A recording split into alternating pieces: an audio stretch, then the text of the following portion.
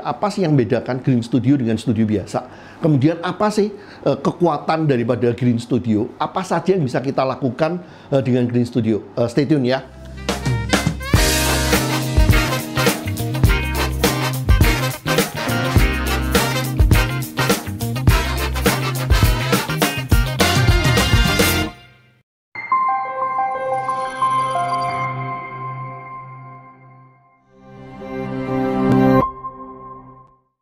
Grüß Gott, Ni Hao, Insight Learners, Insight Leaders, dengan Hura.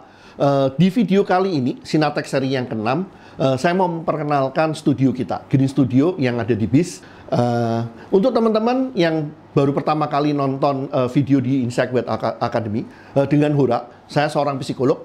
Passion saya itu utamanya adalah belajar dan mengembangkan para talent. 3 tahun terakhir ini dengan belajar dari work from home, kita mulai banyak memainkan yang namanya belajar dengan teknologi sambil memperhatikan aspek budaya lokal. Welcome teman-teman, Insight Web Academy. Kalau kita bicara tentang pembelajaran digital ya, belajar secara digital, kemudian belajar secara virtual.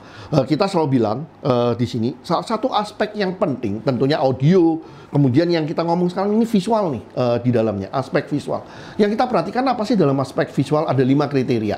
Terang, jelas, dan jernih, itu satu hal lah. Kalau nggak gitu kan nggak enak juga ngelihat video yang blerek ya. Yang kedua, visualnya itu enak dilihat. Jadi orang bisa menontonnya itu lama ya. Mau lebih bagus lagi tentunya dengan multiple angle ya, jadi tidak bosan. Kadang bisa ngelihat dari sini, kadang bisa ngelihat dari sini. Dengan 2 atau 3 kamera itu kan membuat pay attention-nya lebih kuat ya. Di samping itu, di dalam pembuatan video untuk pembelajaran itu kita bisa memainkan gambar untuk menyampaikan sebuah pesan loh. Bahkan bukan hanya menyampaikan sebuah pesan, tapi meng-create suatu ambience, meng-create suatu learning experiences yang nantinya berbeda. Nah, ini nanti kekuatan daripada Green Studio. Yuk kita tur bentar deh. Kita ngelihat studio kita yang kita namakan Studio BIS.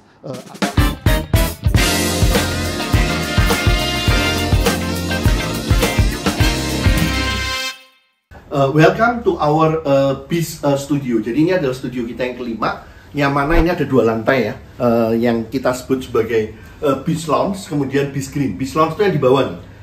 Ini kan yang kita udah sempat cerita ya di waktu di Sinatek 5. Ini kan tempatnya kita untuk ngumpul lah. Di dalamnya juga rencananya ini kan kalau speaker dia mau persiapan segala macam, mau ngobrol-ngobrol, kalau speakernya gantian, dia bisa ngumpulnya di sini nih, kayak semacam ruang guru lah. Sebelum para guru ngajar di dalamnya. Yang di bawah ini juga idenya adalah ini ceritanya kayak suatu fondasi ya, semacam suatu dasar gitu. Di sininya kesannya tuh seharusnya memberikan suatu kesan ini konservatif, ini adalah sedikit lebih formal, ada semacam tradisi di sananya. Tapi nanti pelan-pelan kalau kita mulai naik ke lantai yang di atas, kita ke BIS Green ya, di sananya itu yang studio Green kita, itu akan mulai kelihatan di sini. Ini yang kita masuk dunianya sekarang, industri. Ada besi warna hitam, di sini ada tangga monyet untuk naik ke atas. Hiasannya ini kayak semacam ya agak sedikit kayak semacam suasana kerja ya zaman sekarang. Yang ini nanti akan mengarah kepada masa depan. Di mana masa depan ini kita gambarkan dengan Green Studio kita nih. Ini yang tempatnya kita membuat video-video materi pembelajarannya. Di sini speakernya ngomong di sini. Kemudian di sini ini ada terlihat ya di atasnya kita coba dengan soundproof, segala macam lampu-lampu. Kemudian nanti kalau dilihat di sini kan speakernya utamanya di sini ada contekan ya. Di sininya kalau kelihatan ada contekan. Kemudian ya ini kameranya. Nanti timnya sendiri, timnya ini yang akan bantu kita. Mereka kerjanya dari sini dengan peralatannya. Ada Atom Mini yang di Sinatek 5 ya.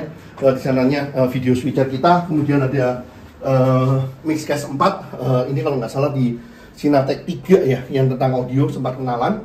Sama nanti ini di sini nih ada kamar kecil yang juga menjadi tempat untuk ganti pakaian. Ya, bagaimana tadi studio tournya dapat kesan kan? Kebayang nggak buat film-film video pembelajaran bareng dengan kita nih di Studio BIS? Pertanyaannya kan, kenapa sih kita investasi ke dalam sebuah Green Studio? Ide awalnya selama 3 tahun terakhir ini ya banyak main di Zoom, tentunya semua tahu Zoom virtual background. Simple background kan sering banyak bermasalah ya. Kadang-kadang gambarnya hilang segala macam. Tapi ide bahwa kita bisa memainkan loh background gambar di belakang untuk membantu proses pembelajaran. Kemudian dari Zoom kita juga belajar nih. Ternyata yang di belakangnya ini bisa juga dimainkan dengan slide-nya loh, keynote-nya, PowerPoint-nya itu bisa dimainkan di belakang loh. Ini yang kedua nih, ada dua yang ini kan dasarnya daripada Green Studio ya. Setelah itu kita ngelihat dengan Green Studio, kadang-kadang kita ada tema tertentu, maunya backgroundnya itu formal, tema lain maunya informal. Kalau di dalam sebuah studio yang udah fix kan agak repot ya ngerubah-ngerubahnya. Nah, kalau di Green Studio ini kita punya suatu fleksibilitas untuk merubah suatu gambar, dan tentunya dengan merubah background itu seakan-akan kita bisa meng-create suatu ambience atau suatu emosi yang berbeda nih.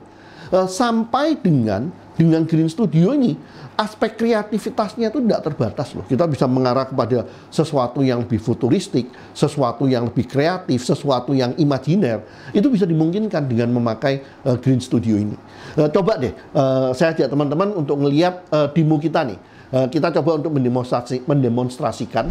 Minggu lalu kan sempat nonton ya Cinatiq seri 5 dengan iPhone. Itu kan dibuat di studio, Real Studio. Nah ini kalau dibandingkan dengan studio yang green, bedanya apa nih? Ya teman-teman, jadi kita sekarang coba nih demonya ya. Kalau sekarang ini kan saya coba duduk di kursi yang sama, kemudian dengan background yang sama nih diambil di fotonya nih. Bagaimana kalau teman-teman bandingkan ini dengan green screen dengan yang realnya nih? Kemudian kita coba testing nih, kalau dengan gambar yang satu ini, dengan background yang ini, mana yang lebih keren nih? Tadi yang pertama atau ini yang kedua, mana yang lebih cocok? Untuk ini ceritanya kan kita cerita-cerita tentang iPhone ya. Kita lagi demokan tentang iPhone ya di dalamnya. Kalau kita ngomong tentang iPhone, background seperti ini, background kedua ini, dengan background pertama, lebih cocok yang mana? Nah, kalau sekarang kita nyoba background yang ketiga nih, tetap dengan mencoba, ini lagi ngomongin tentang iPhone ya, iPhone 14 yang paling baru di dalamnya, dengan background seperti ini. Pertama, kedua atau ketiga, coba votingnya mana yang paling cocok, mana yang paling keren.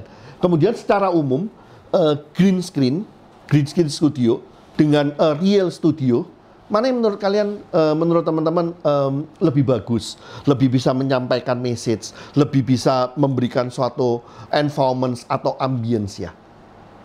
Saya tunggu ya. Green screen, semua orang langsung ngomong tentang itu ya. Nah di video kali ini kita mau coba nih, kita demokan apa bedanya green screen studio dengan green screen biasa, studio dengan backdrop, dan juga sebenarnya green screen untuk pembelajaran digital, apa sih gunanya, apa kira-kira uniqueness-nya dia. Itu kita ngomongin bentar lagi, oke? Sebenarnya saya awalnya tuh nggak ada benar-benar niat untuk melanjutkan ke S3 ya, awalnya kuliah ke Jerman. Untuk kan adanya 5 tipe kepribadian dengan karakteristiknya masing-masing. Kebutuhan masing-masing terhadap tools juga akan berbeda sesuai dengan karakteristik. Ya, oke, teman-teman, bagaimana tadi ngelihat demonya ini? Kita coba ngelihat video di dalam green screen dibandingkan dengan bukan dengan green screen. Kemudian bagaimana variasi daripada background yang kita bisa fleksibel ya, bisa coba-coba. Suka yang mana nih? Boleh tulis di komennya ya. Nah, salah satu pertanyaan yang saya juga sering dapat ya terkait dengan investasi kita membuat Green Studio. Kenapa harus Green Studio sih? Backdrop bukannya gampang ya. Dengan Green Studio ini kan investasinya lumayan kan di sininya. Ya, 3 tahun kita melakukan work from home, kita sempat sih mencoba dengan yang simple backdrop harga 200 ribuan. Tapi kita nggak puas dengan gambarnya. Setelah itu kita nyoba dengan backdrop yang Elgato 2 jutaan. Itu udah mulai bagus sih. Tapi kita masih mau lebih optimal lagi, terutama dengan adanya permainan lighting ya. Di samping studio seperti ini, itu semacam dedicated facility ya. Yang tentunya dengan dedicated facility, kalau kita mau recording untuk syuting untuk dengan menunjukkan kelebihan Green Studio itu kan dengan cepat ya. Productivity, professionalism sih. Yang satunya lagi, ini saya bicara tentang kemungkinan movement. Kalau backdrop itu biasanya kita mau gerak itu agak sulit ya. Sedangkan dengan Green Studio ini kita bisa bergerak kan, sehingga kita punya kemungkinan lain nih untuk menyampaikan sebuah message di dalamnya. Tentunya saya pernah juga kan membuat beberapa video terkait dengan metaverse, perkembangan masa depan itu juga akan dimungkinkan pemakaian Green Studio ini akan lebih intensif sih. Di samping untuk pembelajaran, beyond learning ya, Green Studio itu sebenarnya saya tahunya dulu awal-awalnya itu kan Hollywood movie ya, film-film fantasi itu kan ternyata di syutingnya itu kan di Green Studio kan. Kemudian juga kalau kita lihat sekarang banyak di YouTube yang mengajarkan tentang Green Studio, itu kan demonya utamanya kan memberikan kesan kita ada di studio TV beneran ya, kita ada di suatu podium gitu untuk menyampaikan message kita. Itu kan juga dengan Green Studio ya. Tapi kalau untuk pembelajaran sendiri, di samping apa yang udah kita lakukan, ke depannya saya bisa kebayang Green Studio ini akan bisa kita pakai untuk misalnya pembuatan dokumenter film. Atau kita meng-create case study nih dengan Green Studio. Jadi teman-teman stay tune. Nanti ke depannya pasti akan lebih banyak lagi teman-teman melihat dengan Green Studio ini bagaimana kita bisa mengoptimalkan proses pembelajaran. Terima kasih untuk waktunya, stay tune.